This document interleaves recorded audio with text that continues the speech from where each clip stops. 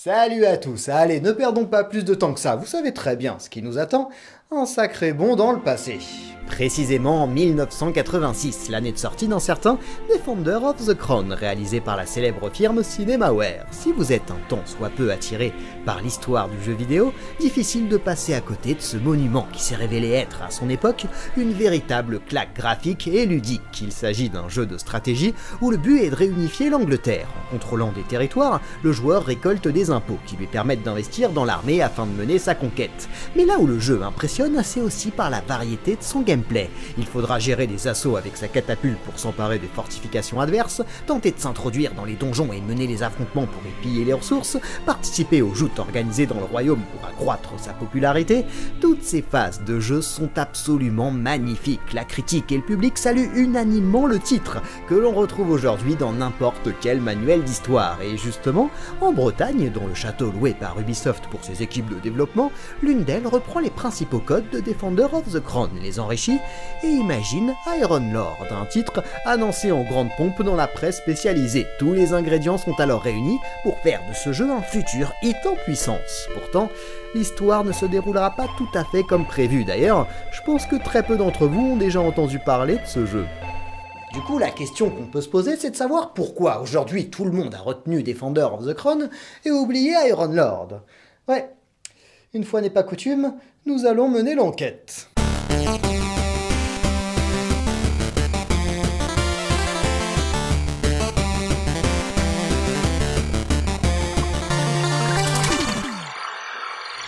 Bon, autant vous le dire, les choses vont mal. Le terrible Zolfar, après avoir tué le roi, a pris possession du royaume à l'aide d'une armée venue des ténèbres. Vous incarnez le fils du roi, qui n'a alors qu'un seul but, venger son père et reconquérir son royaume. Vous pouvez vous rendre à cheval de village en village, et dans ceux-ci, vous baladez librement à travers une petite fenêtre. D'ailleurs, je m'empresse d'aller dans mon château, de monter dans la tour, là où je peux sauvegarder et charger ma partie, et surtout, aller à la guerre. Il n'y a pas de temps à perdre.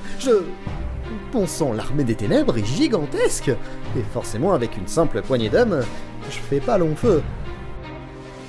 Ok, bon, je crois qu'il va falloir que je recrute des soldats, mais comment je vais les convaincre de rejoindre mon armée ?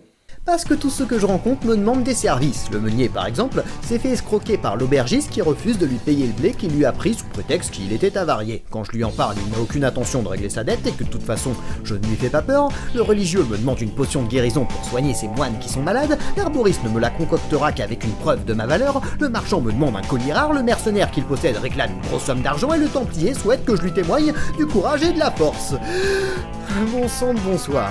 Je suis pas le bon samaritain du royaume, moi. Ils peuvent pas régler leurs problèmes entre eux, surtout que je peux aider personne étant donné qu'ils attendent tous quelque chose de quelqu'un. Une horreur ce machin, sans compter que des assassins envoyés par Zolfar me tombent régulièrement dessus pour me régler mon compte. S'engage alors un duel d'épée où seule la victoire me permettra de poursuivre mon aventure. Voilà, je suis déjà bloqué. Et dans un jeu, quand on ne sait plus où aller, vous savez ce qu'il nous reste à faire. Non, pas la solution, pas dès le début quand même. Non, on va voir le sorcier.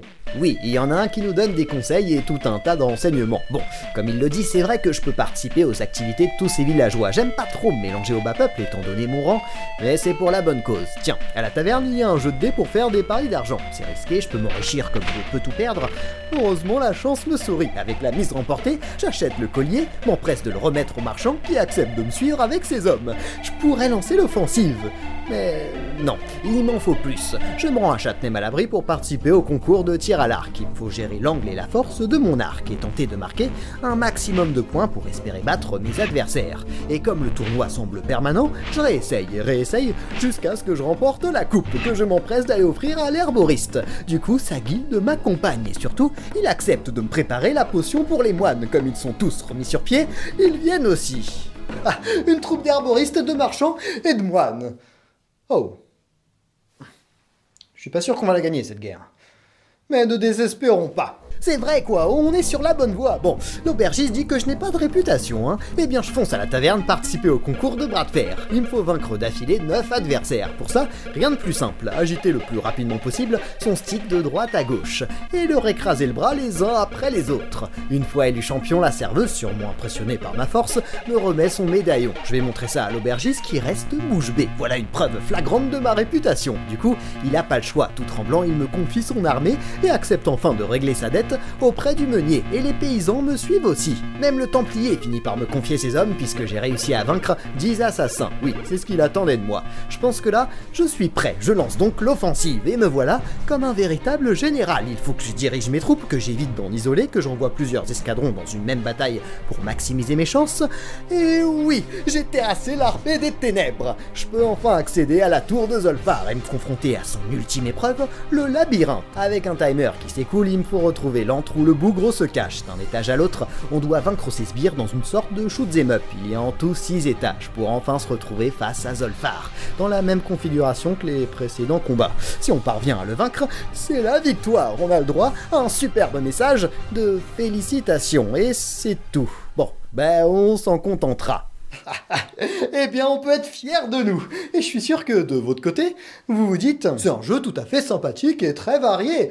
C'est assez amusant qu'on l'ait oublié. Et sur le papier, vous avez tout à fait raison, mais en entrant dans le détail, vous allez le voir, les choses s'avèrent un petit peu différentes.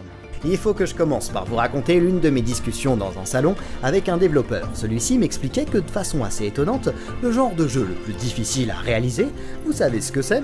Les party games, parce que selon lui, en travaillant sur n'importe quel jeu, on arrivera toujours à tendre vers un game design un minimum cohérent. Mais lorsque vous devez développer plusieurs petits jeux totalement différents les uns des autres, ça se complique. Vous ne concentrez pas toute votre énergie sur un type de gameplay, mais sur tout un tas. Ça peut paraître bête, mais pourtant c'est la meilleure façon de se planter. Pourquoi est-ce que je vous raconte tout ça ? Eh bien parce qu'Iron Lord illustre parfaitement ses propos. Oui, à voir comme ça, c'est un jeu attirant, avec une multitude de tâches qui nous sont proposées, sauf que la plupart d'entre elles sont plutôt ratées.